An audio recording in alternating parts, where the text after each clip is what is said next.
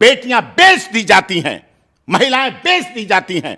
एक पति, एक पुरुष चार चार पांच पांच महिलाओं को यूज करता है, बेच देता है, हटा देता है। उनका सीना फटता है, उनका सीना फटता है जब सीमा बोलती है हिंदुस्तान जिंदाबाद और भारत जिंदाबाद और भारत माता की जय।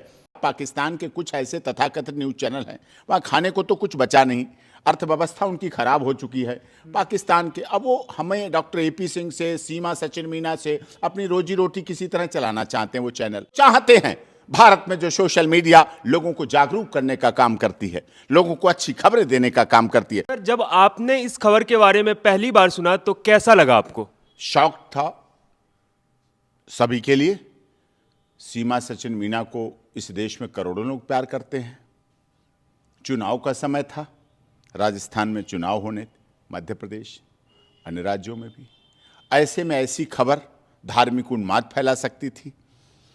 लोग हमारे एकदम फ़ोन इतने व्यस्त हो गया, फ़ोन पर फ़ोन, मेल, व्हाट्सएप, एसएमएस, हमारा page doctor AP Singlar, Instagram doctor AP Singlar पूरा भर गया। व्हाट हैपेंड, क्या हुआ, कैसे हुआ, किसने।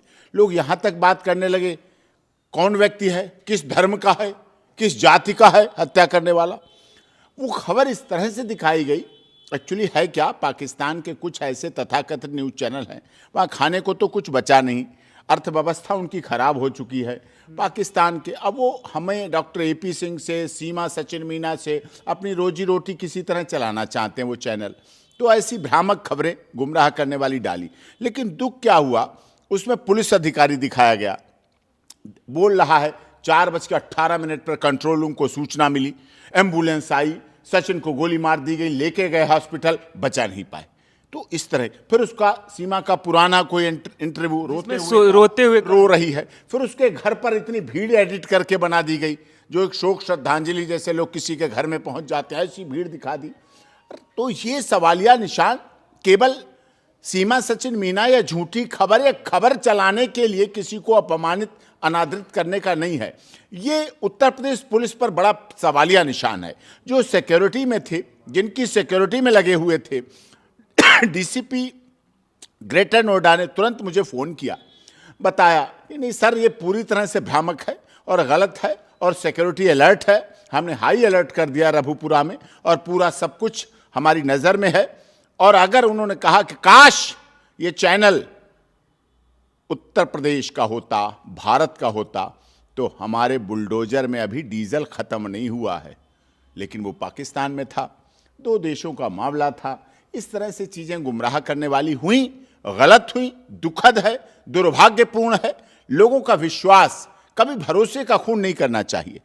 लोग सोशल मीडिया पर, न्यूज़ चैनल पर, पत्रकारिता पर, पत्रकारों पर, अखबार पर, पुलिस पर, एडवोकेट पर, आम जनता पर भरोसा करते हैं, विश्वास करते हैं कि ये खबर सही होगी, सच होगी। ये खबरों का आतंकवाद है। एक आतंकवादी वो है जो मुंबई बम कांड करता है, एक आतंकवादी वो है जो 26/11 मुंबई में करता है, एक आतंकवादी वो है जो संसद पर हमला करते हैं, एक आतंकवादी वो है जो पुलवामा कांड करते हैं, वह कुछ लोगों की जाने जाती हैं।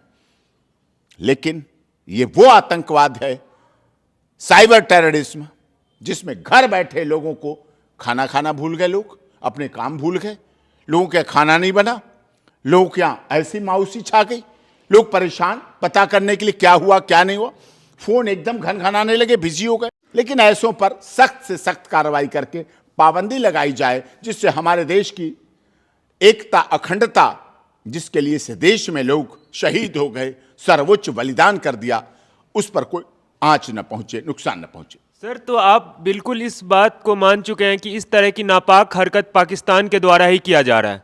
हाँ, वो सिद्ध हो गया, वो तो सामने आ गया, सब कुछ दिखा। पाकिस्तान वाले क्या करते हैं, अभी तक क्या करते थे, सीमा बाघा बॉर्डर भाग गई, सीमा बीड़ी पी रही है, सीमा ने सचिन को छोड़ दिया, सीमा जहर दे दिया, सीमा ने जहर दे दिया, सीमा डॉक्टर एपी सिंह के फार्म हाउस पर 3 दिन रही। इस तरह की भ्रामक, दुख होता है। भाई बहन के रिश्ते, एक हमारी सामाजिक समरसता, हमारा प्यार, हमारी एकता, हमारी अखंडता, जो हमारी यह सद्भावना सनातन है, उसको तोड़ने का प्रयास करते हैं। चलो वो खबरें आप बेच लेते हैं। आप अच्छी नहीं दिखाते, आप नहीं दिखा सकते हर घर तिरंगा, घर घर तिरंगा फहराते हुए।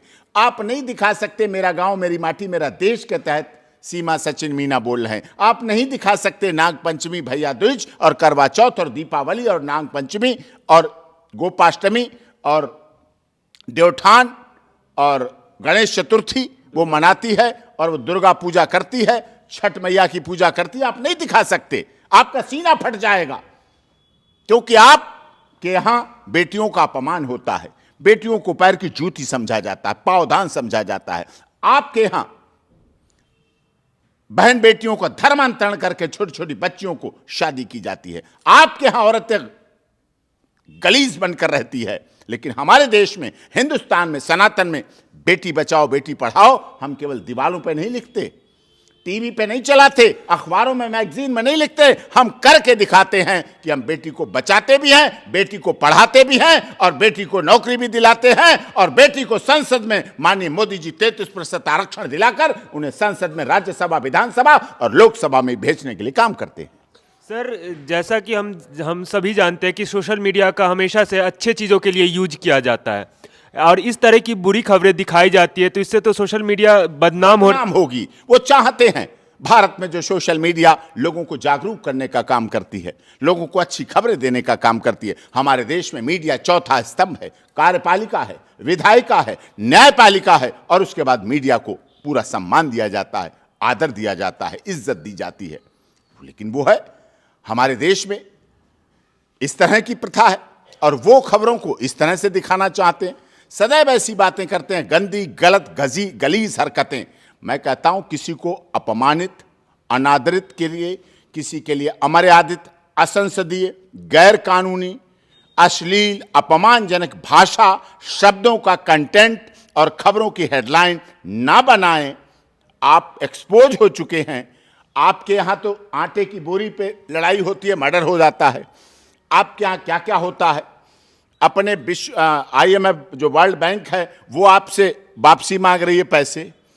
आपको कोविड कोरोना 19 पेंडेमिक में भारत के प्रधानमंत्री ने, भारत के वैज्ञानिकों ने, भारत के सरकार ने एक नहीं दो वैक्सीनें बनाई, तीन वैक्सीन बनाई, बूस्टर वैक्सीन बनाई, खुद अपने यहां बनाई, अपने यहां फ्री में लगवाई और पड़ोसियों के 50 देशों में, दुनिया के 50 देशों में हमारी सरकार ने, भारत सरकार ने वैक्सीन दी, उनको लगवाई। पाकिस्तान को भी दी, पाकिस्तान को आटा भी देते हैं उनकी खस्ता हालात पर, लेकिन वो अपनी हरकत से बाज आते नहीं हैं। वो आतंकवाद के स्पॉन्सर हैं और जब उनके यहाँ मस्जिदों पे हमले होते हैं तब चिल्लाते हैं। हमें तब भी दुख होता है, क्योंकि हमारा भारत ऐसा देश है जो वसुधैव कुटुंबकम की बात करता है, सबका साथ सबका विकास की बात करता है और सर्वजन हिताय सर्वजन सुखाय की बात करता है। हम अपनी भावना में रहते हैं, हम अपने उद्गार विचार रखते हैं। हमारे देश के प्रधानमंत्री कहते हैं one earth, one family, one future और वन हेल्थ का नारा लेकर G20 में हमारे यहाँ दुनिया के देश आते हैं। हम उनका सम्मान करते हैं। लोगों की इसी में ऐसी तैसी फिरती है। सोशल मीडिया पर इस तरह की बुरी खबरें चलाई जाती है तो इसके लिए कोई कानूनी प्रक्रिया है कि नहीं सर? कानूनी प्रक्रिया हमने लिखा है, कमिश्नर ग्रेटर नोएडा को लिखा है, माननीय उत्तर प्रदेश के यशस्वी मुख्यमंत्री महाराज जी को लिखा है और उस पर बहुत सख्त कार्रवाई होगी। उनकी मनोदशा इससे कैसी जाहिर होती है सर? उनकी मनोदशा गिर चुकी है, खत्म हो चुके हैं, वो कुछ बचा नहीं है उनके पास। वो देख रहे हैं कि सीमा सचिन मीना को भारत में कितना प्यार मिल रहा है। सनातन धर्म ग्रहण करती है तो उसका रातों रात मकान बन के तैयार हो जाता है। सीमा को नागरिकता कब दिलवा रहे हैं? हमारी याचिका देश के महामहिम राष्ट्रपति जी के यहाँ लंबित है। 2 देशों का मामला है, जांच चल रही है। हमने सारे डॉक्यूमेंट सबमिट किए हुए हैं, गृह मंत्रालय के यहाँ भेजी गई है। देश के महामहिम राष्ट्रपति जी ने अपनी याचिका जो हमने भेजी है और उस पर कार्रवाई हो रही है। ATS जांच पूरी कर रही है और जांच होते ही जैसे उसमें चार्जशीट आएगी उसके बाद आगे की प्रोसीडिंग होगी। वो भारत में रह रही है।